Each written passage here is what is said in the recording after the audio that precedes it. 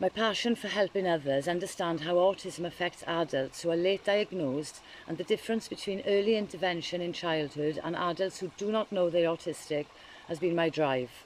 There are big differences and I would like to explain why. I think a lot of people would relate. Please like, subscribe, share and comment if you have anything positive you'd like to add so that we can spread the knowledge and share the love.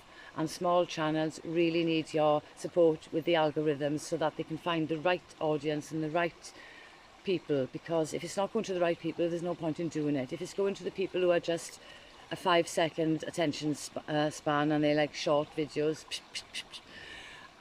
you know, it's not going to suit those kinds of people. It's going to suit people who are autistic, who suffer with the same traits or symptoms, but it's like parents, teachers, you know, and I don't claim to know everything about autism, but I'm not afraid to tell you what goes on in here and what goes on in here and my nervous system, and to be absolutely brutally honest, because a lot of people aren't, and they mask still heavily because they're afraid what other people think. And I'm not afraid to speak about my emotions and, you know, my innocent love I've had for certain people, family, friends over the years, and how my autism and my sensory issues has been misconstrued.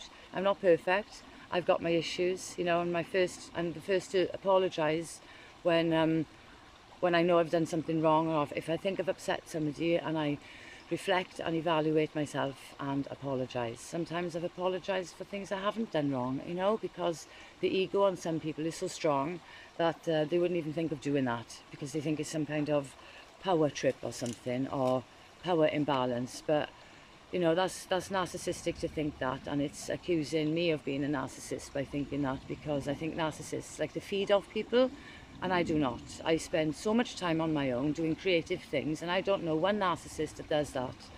And it's taken me about 8 years to finish writing a book. It's called Platonic Romance. It's about growing up undiagnosed and the confusion and the misunderstandings and the trigger zones and how that one thing led to another after another. I've moved 42 times. I'm 46 years old. I'm really, really exhausted from my whole life. I can't go back into the lifestyle I used to have before. I can't go to noisy pubs. My friend took me to bingo a few years ago. I can't do that. It's absurd to think that I could, oh yeah, give it a try. Maybe I'm better now. I'm older now. Maybe I'm more desensitized to sound now. I'll give it another try. Dip your toe in the water, so to speak. But it doesn't work. I've been like I am. I've had the same brain wiring. I've had the same sensitivities. I've had the same problem with emotional, nervous regulation since I was 3 years old. You know, and you can make of that what you like. There's loads of factors involved, but it doesn't change the fact that my brain wiring is autistic since I was born. And whatever anyone else wants to judge, I was the one sat having a diagnosis assessment for 10 hours, nobody else. So, you know, I'm here to help. There's no other reason why I'm doing this. And if I can't help in the little ways I can, I'll try and do something else, but I will try until the bitter end and make something work. So that's why I wrote the book, and it's out hopefully on October the 12th. It's called Platonic Romance, and hopefully it'll be on Amazon for sale. I've just got to upload it and buy an ISBN number for a barcode.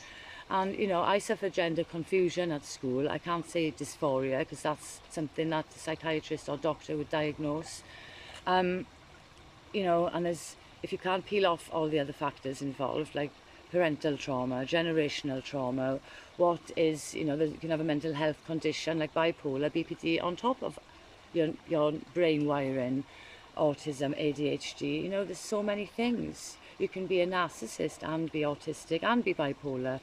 You can be, you know, an absolutely non-narcissist, amazing person, you know, and live a very quiet life. And people can only guess what you're like and talk about people and gossip in the little groups and say little bits here, bits there, and people take bits of jigsaw pieces everywhere they go and just assume what they think other people's lives are. And I'm just so done with that. Absolutely done. Okay, rattling on quite a bit.